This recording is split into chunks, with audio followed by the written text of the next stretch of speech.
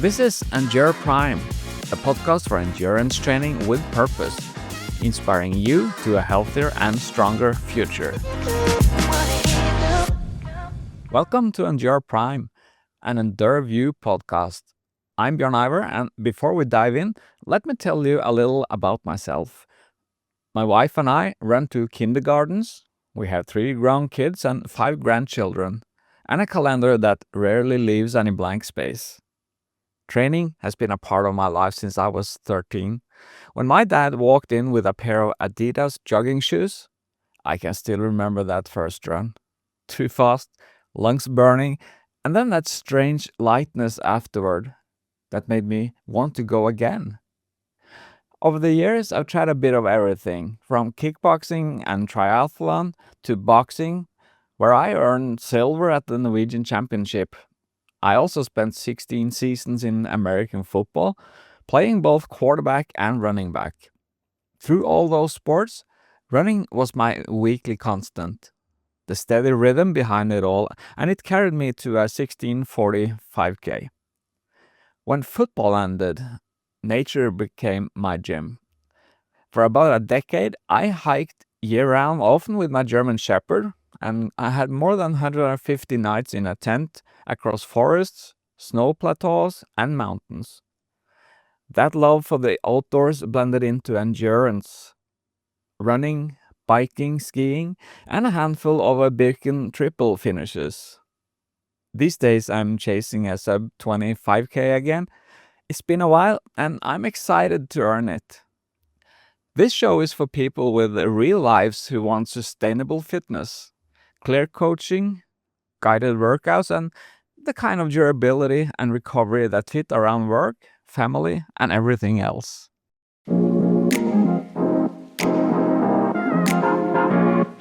So let's start where most of us are.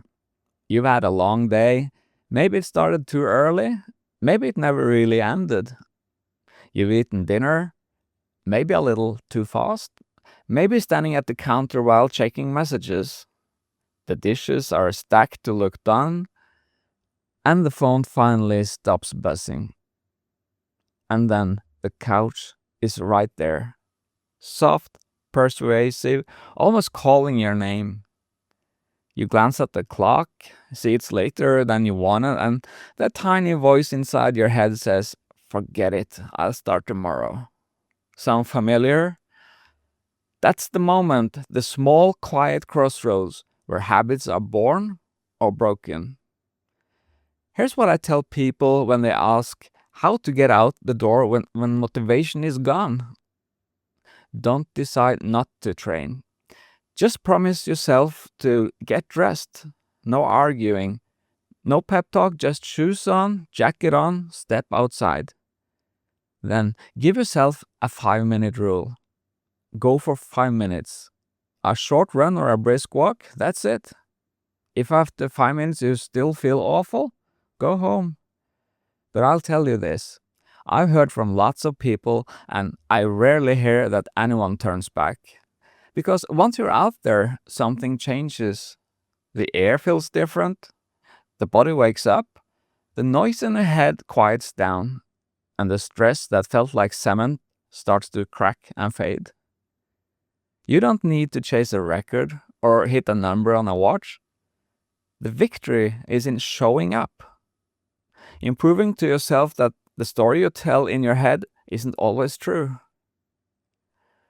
You thought you were too tired, but you had 5 minutes left in you. You thought it was too late, but it wasn't. That's the secret. It's not about big, heroic workouts. It's about small promises you actually keep. Those are the ones that build confidence. And that confidence builds momentum. And one more thing that matters more than people think, be prepared. Keep your running shoes by the door, your jacket, pants, hat, and gloves, where you can grab them without thinking. Because the hardest part sometimes isn't the run itself, it's the search. If there's one time it's easy to skip, it's when you can't find your gear or when your favorite top is in the wash.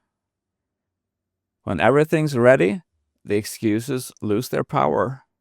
The decision's already made. You just step forward, let the door close behind you, and suddenly you're moving. And that right there is where change actually begins. One thing I learned is that routine beats motivation every single time. Motivation is a spark. It comes, it goes, it hides when you need it most. But a routine, that's what keeps you consistent. You can build your own version of it. For me, it starts with tiny steps, always in the same order. Lace up, check the weather, grab the same light jacket. That simple sequence flips a switch in my head. By the time I've done it, I'm already moving. It's almost like a ritual, but not a complicated one. It's just a way of saying to yourself, okay, we're doing this now. And the beauty is, the body learns faster than the mind. When the shoes goes on, it knows what's coming next. For you, it might be something completely different. Maybe it's just pressing play on a favorite playlist, filling a water bottle, or leaving the house at the same time most days. Some people light a small lamp before an early run. Some set their gear out the night before and sit waiting by the door when they wake up. Whatever your version is, repeat it enough and your brain starts to recognize the pattern. Oh, this is what we do now. When I talk to people who struggle with consistency, it's never because they don't want it badly enough. It's because they're relying on motivation instead of momentum. Motivation asks you to feel inspired every day. Momentum only asks you to start. And once you start, the next steps get easier. If consistency is hard, don't chase motivation. Build a tiny ritual, something so small you can do it even on your worst day. That's how you build a streak that lasts. When I was training for my first long-distance event, there were mornings I'd stare out at the rain and think, oh, not today. But the moment I followed my usual routine, lacing up, stepping onto the porch, the decision was already made.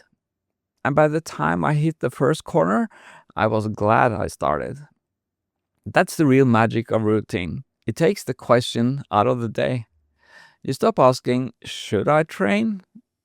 Because you already know the answer. It's just what you do. When the habit takes over, training isn't something you argue about. It's simply who you are.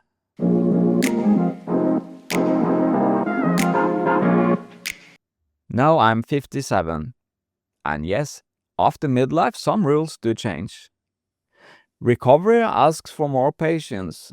Joints and tendons prefer their work dosed, not dumped. And sleep? Well, sleep becomes a session you actually schedule, not a leftover at the end of the day. And stress is not necessarily heavier, but it's different. We built more perspective, sure, but the body doesn't always bounce back like it used to. That's why movement at this stage becomes more than training. It becomes a kind of maintenance for the mind. When I've had a long day at work or my head is full of small decisions, a slow jog does more for me than any meeting ever could. It's the reset button I didn't know I needed when I was younger. But here's the good news. None of this means the game is over. It just means you start playing a little smarter. The rules shift, but the possibility doesn't. What really matters hasn't changed at all. Your body still adapts. Your heart and lungs can still build capacity. Your muscles and connective tissue still respond beautifully good to training, especially the kind that's consistent, respectful, and steady. Think of it as reconnecting with your body, not shocking it. You're not fighting age, you're working with it. You're reminding your body how to move, how to breathe, how to handle effort again. And that process takes time, but the progress you make feels deeper. It sticks. When you start, or restart, you have to think long term.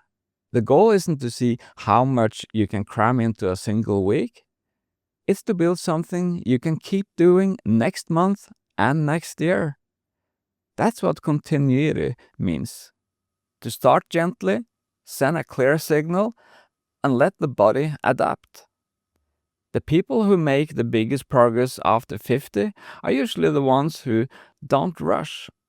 They build carefully, like someone stacking stones, one at a time, steady and balanced. And here's something I learned firsthand. Sometimes the slow progress feels invisible until one day it doesn't. You're halfway through a hill run or finishing a brisk walk, and suddenly it hits you. You're not tired. You're alive. You're working, breathing, moving, and you realize your body remembers more than you thought. So if you're coming back after a long break or starting later in life, remember this. The foundation you build now is more important than any single workout. Patience is your new personal trainer. The trick is simple. Change one thing at a time. Pick one lever, volume, intensity, or frequency, but never all three. If you ran 30 minutes last week, maybe next week it's 35. If you held the same pace for months, try sprinkling in a few short bursts, just to remind your legs what quick feels like. Small changes stick. Big jumps usually bounce off. And here's the secret. This slower, steadier approach doesn't just work, it lasts. Because when you respect the process, your body will return the favor.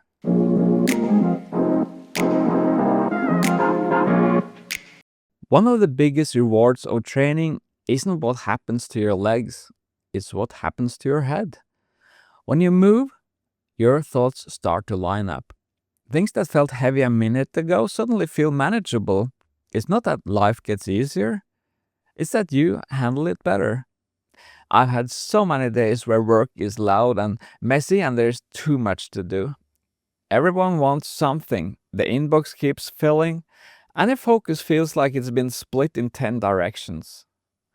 Then I go out, even for a short run or a brisk walk, and within minutes, the noise in my head begins to fade. My breathing evens out, my stride finds its rhythm, and by the time I'm halfway through, I'm not running from the stress anymore, I'm running through it. When I come back, the world hasn't changed, but I have. The problems are still there, but now they're in order.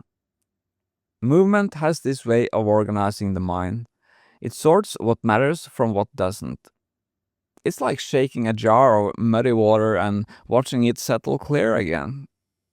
That's the quiet payoff of endurance. You come home calmer, clearer, and more present. You think better, listen better, sleep better. Even 5 minutes of motion changes the chemistry of your day. And this isn't just for elite runners or lifelong athletes. You don't need a perfect plan or fancy gear for this to work. You just need willingness to move, to let your body and your mind reconnect, because that connection, once you feel it, becomes addictive in the best possible way. I've had runs where I started frustrated, exhausted, and maybe even angry, but 15 minutes later, everything had shifted. The run didn't solve anything directly, it just reminded me of perspective. That the small things don't have to win. That movement itself is proof you're still capable of steering your own day. That's the thing about endurance.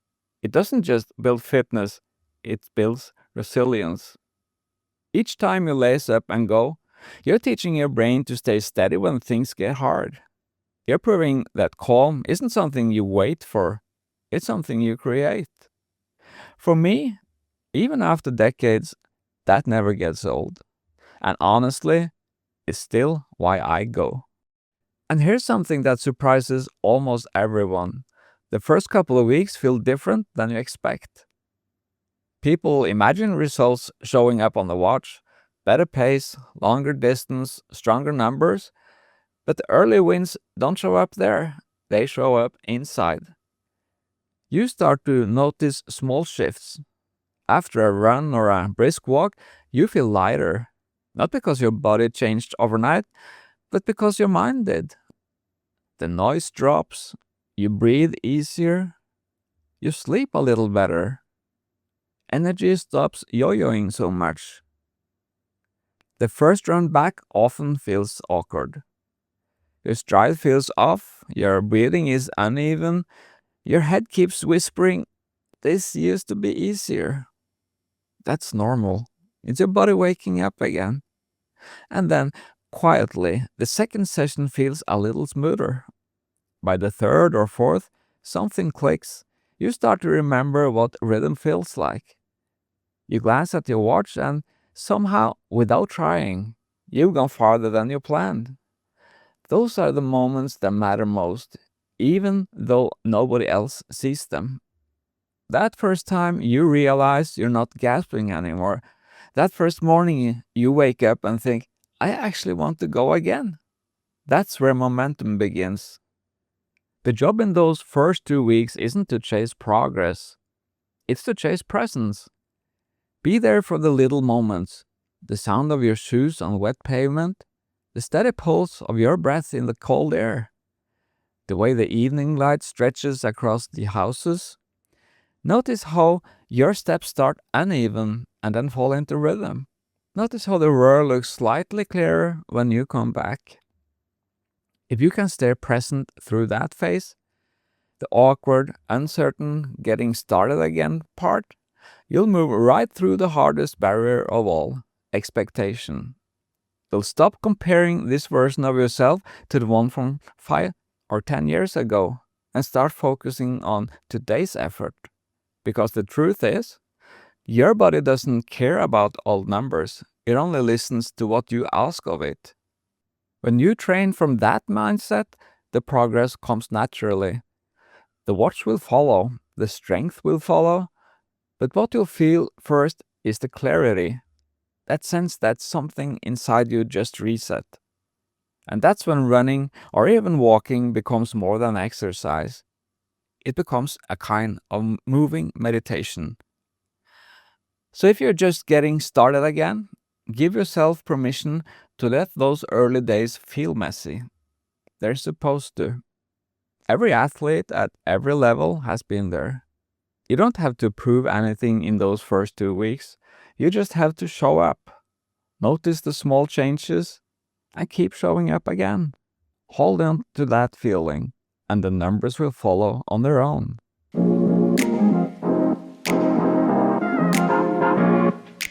If you can, take at least some of your sessions outside. You don't have to climb mountains or chase a trail into the wilderness. Just open the door and step out. There's something about that first breath of air that changes everything. Some of my best sessions have happened in bad weather. A light, steady rain, a quiet morning after fresh snow, or one of those still, clear evenings where you can see your own breath drift away. The smell of wet grass, the sound of gravel under your shoes, the way cold air wakes your lungs, those moments reminds you that training isn't just exercise, it's experience. When you're outside, your body finds a rhythm that no treadmill can quite match. You feel the small slopes, the uneven ground, the tiny shifts that make you more aware of how you move. And while your muscles are working, something else happens too. Your mind starts to open up. Your breathing settles, your shoulders drop, and all the things that felt tangled an hour ago start to make sense again. I think that's what makes outdoor sessions so powerful. They connect you to something bigger than your own effort. You feel the weather on your face, the wind pushing back just a little, the ground giving way and returning energy with every step. You don't have to think about what you're doing. You just do it. And somewhere in that simple act of motion, stress gives way to clarity.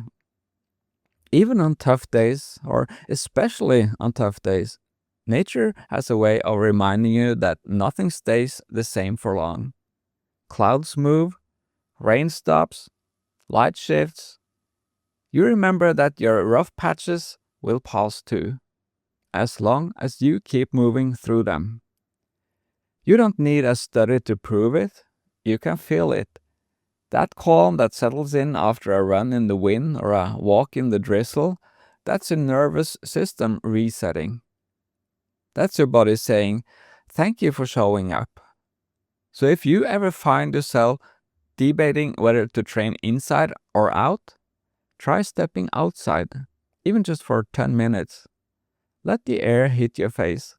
Let the world pull you forward. That's real energy, and it's what helps you come back tomorrow. Now that the body's waking up, let's talk about quiet strength. The kind that keeps you running week after week. When people come back to training, they usually focus on lungs and heart, and that's great. But the real secret lives lower down. The calves, the hips, the tendons, the small muscles that hold you together. That's your foundation. After football, I had what I call selective strength. Big muscles that could explode, but not necessarily endure. I could sprint, I could hit, but holding a pace for an hour, that was a different story. My body could deliver power, but it couldn't absorb it. And if you ever come back to running after years of doing something else, weights, team sports, even just everyday life, you know that feeling. Your lungs are ready before your legs are. You feel fit, but fragile. What changed everything for me wasn't a heroic plan. It was a 10-minute ritual a few times a week. Simple, quiet, consistent. The kind of work that doesn't get applause, but always gets results. Slow calf raises, a pause at the top, control on the way down. Then a bent knee version to wake the soleus. That deep, quiet engine under your calf that loves endurance work. A few step downs, feeling how the knee tracks, not letting it dive inside. Then split squats, steady and honest, not chasing fatigue. And a short hip hinge, a Romanian deadlift pattern to remind the hamstrings and glutes they're still part of the team. That's it, nothing fancy, no heavy breathing, no go hard or go home, just work you can repeat. I never trained to failure here. I left 1 or 2 reps in the tank every time, because the goal wasn't soreness, it was signal. Tendons don't like surprises, they like frequent, friendly loading. It's the kind of signal that says, we'll be back tomorrow. A few months later, I started noticing what wasn't happening. Little Achilles grumbles? Gone. Tight calves after long runs? Gone as well. That dull ache around the knees?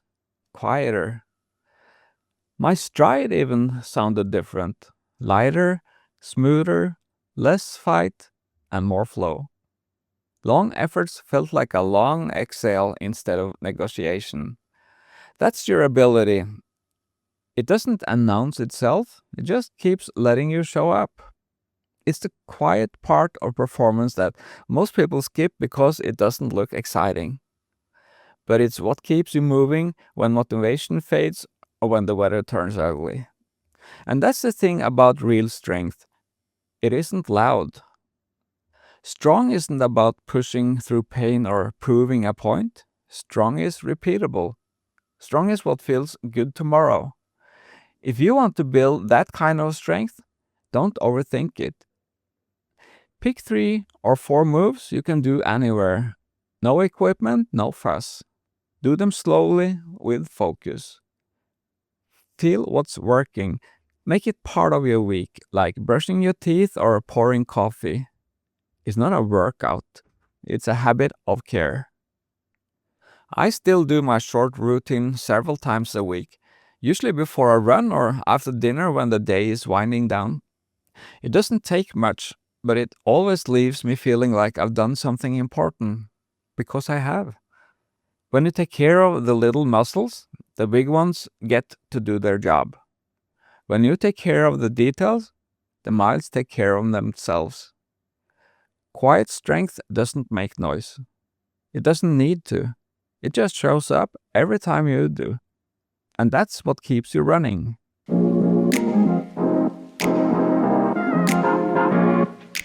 At some point, you'll feel that spark. Maybe I could do a little more. That's when it's time to set a goal. Not something to impress anyone else, but something that actually means something to you. It doesn't have to be big or bold or public. It just has to matter. Maybe it's finishing a 5K. Maybe it's running around the lake without stopping, or power walking to work twice a week, or signing up for a charity event next spring. The size of the goal doesn't matter. What matters is that it pulls you forward. Good goals give shape to your training. They turn what used to feel random into something that feels like a plan. Suddenly, every short session has a purpose. You're not just running, you're building something. And here's the key. The best goals excite you, but they don't intimidate you. They sit in that perfect space between challenge and possibility. They make you feel just a little nervous, but also a little proud when you imagine yourself doing it. So ask yourself, what would make me proud 6 months from now? Not in a show-off way, but in a quiet, personal way. Maybe it's finishing that loop you walked for years.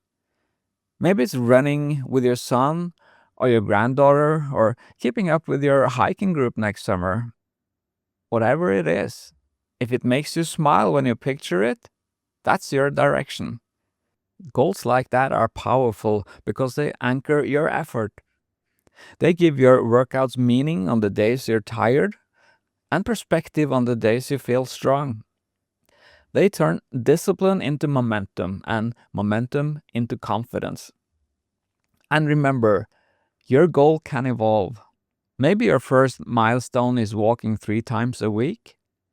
Then one day, you realize you're jogging between lampposts. Then, before you know it, you're signing up for that 5K, not to prove anything, but to celebrate what you've built. That's how goals work best. They don't shout, they guide. They remind you why you started. So think about what would make you proud. Not in someone else's eyes, but in your own. Because when your goal fits your life, it becomes part of your rhythm. Every step, every session, every small choice starts pointing the same way forward. And that's when training stops being a chore and starts becoming a story, one that's moving towards something bigger. A good training week doesn't mean every day. It doesn't mean chasing streaks or squeezing in miles just to check a box. It means having a rhythm that works with your real life, not against it. Most people do better with 3 quality sessions. Days that have purpose, recovery, and energy behind them. Training isn't about how often you move, it's about how well you move and how long you can keep doing it. Here's the rhythm I like for most people, especially if you're starting again after a while. Move, rest, repeat. Simple, doable, and sustainable. One day is your foundation day, an easy run or brisk walk that wakes up the body and finds rhythm. This is where you remind your body, hey, this is what we do now. Keep the pace conversational. If you finish thinking, I could have done more, well, that's perfect. That's exactly the feeling you want because it builds momentum instead of burnout. And one day is your strength and stability day. Just 10 or 15 minutes of quiet work. Calf raises, split squats, step downs, and maybe a little core. You're not building muscles for show, you're building muscles for longevity. The goal isn't to feel erect, it's to feel ready. These are the sessions that keep the small muscles firing and the joints happy, so the rest of your training can keep rolling smoothly. And then comes our quality day, the one that adds a touch of challenge. Maybe a gentle hill, maybe a short tempo segment where you focus on form and breathing. It doesn't have to hurt. It just needs to feel purposeful. Like you've asked your body for a little more and it's answered. Those 3 days are your core. If you hit them consistently, you're already ahead of most people trying to do everything and ending up doing nothing. They give your week a heartbeat, a steady rhythm you can rely on. Now, let's talk about the part that matters most, life. Because life will get in the way. Work runs late, the weather turns ugly, a grandchild wants to show you their drawing, or dinner runs long. That doesn't mean you've blown the week. The best runners and the happiest ones are flexible.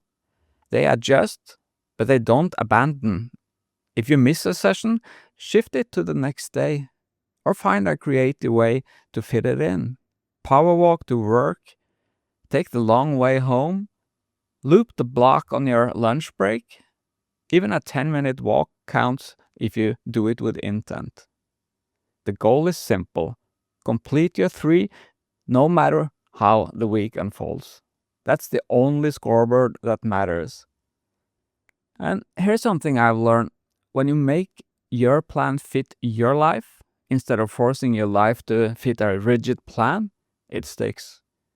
You stop seeing training as something separate and start seeing it as a part of your day, like brushing your teeth or making coffee. That's what consistency looks like. Not perfection, but persistence. It's the quiet choice to keep showing up, even when week doesn't go perfectly. That's the kind of rhythm that builds endurance, not just for running, but for everything else too. So this week, think about how your 3 days could fit into your real life. Don't chase ideal, chase possible.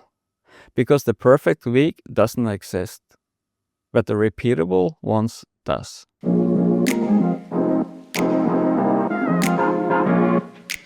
Before we wrap up, I want to come back to something simple. The 5-minute promise. You've heard it before, and if there's one idea I hope stays with you, it's this one. Because no matter how much experience you have, this little rule still works. There will be days when you're tired, days when the weather looks miserable, when work ran late, or when motivation just doesn't show up. Those are the moments where training usually dies. Not because we can't, but because we start to negotiate with ourselves. And that's where this promise saves you. Tell yourself, I'll just start. 5 minutes, that's all. 5 minutes of motion, 5 minutes of showing up, that's it. You don't have to plan the perfect route. You don't even need to feel inspired. Just change your shoes, step outside, and let those 5 minutes belong to you. Almost every time, once you're out the door, something changes. The air hits your face, you take that first breath, your body starts to wake up, the rhythm builds, and suddenly, you're not thinking about quitting anymore, you're just moving. But even if you only do those 5 minutes, it still counts because you kept your promise. And that's where endurance begins. Not with long runs or big goals, but with consistent beginnings. Every time you follow through on that small promise, you're training your mind as much as your body. You're proving to yourself that you can trust your own word. And that trust is what builds momentum, one tiny decision at a time. So the next time motivation disappears, remember, you don't have to win the whole day. You just have to start it. 5 minutes of honesty, 5 minutes of effort, 5 minutes of you. That's endurance in its purest form. Not perfection, not pressure, just presence. And the simple promise to begin again tomorrow. Alright, now let's make this real. You heard the ideas, you understand the mindset, so here's your tiny win for today. Put your shoes by the door. Pick a short route, nothing dramatic, nothing heroic, just a path you know you can start. Because tonight, or tomorrow morning, I want you to do one simple thing. Give yourself the chance to start. You already know the rule. 5 minutes gets you moving, gets you breathing, shifts the day in your favor. Not because 5 minutes is magical, but because starting is. The first step is always the real work. The rest flows from there. And when that little voice shows up, the one that says, maybe tomorrow, just answer it quietly. I only owe 5. 5 minutes of trying. 5 minutes that keep your promise alive. Sometimes those 5 minutes turn into a stroll under evening light. Sometimes they turn into your best friend of the week. And sometimes they stay 5, and that's still a win. Because you showed up. You kept momentum moving forward. And momentum, that tiny push, is what builds endurance, confidence, and a body that feels capable again. That's how lifelong fitness is built, not with perfect weeks, but with small starts that stack up. One honest effort at a time. You don't need to be fast. You don't need to be strong yet. You just need to be willing. So tonight, when the couch calls your name, smile and whisper back, I only owe 5. And then put one foot in front of the other. You'll be glad you did. Next time on the show, we'll go one step further. A guided Zone 2 session you can take outdoors, indoors, treadmill, bike, whatever your day allows. Slow, controlled, steady, the kind of session that leaves you calmer and stronger than when you started. I'm Bjorn-Ivar, and this is EndurePrime, a podcast about building fitness that lasts, one honest minute at a time.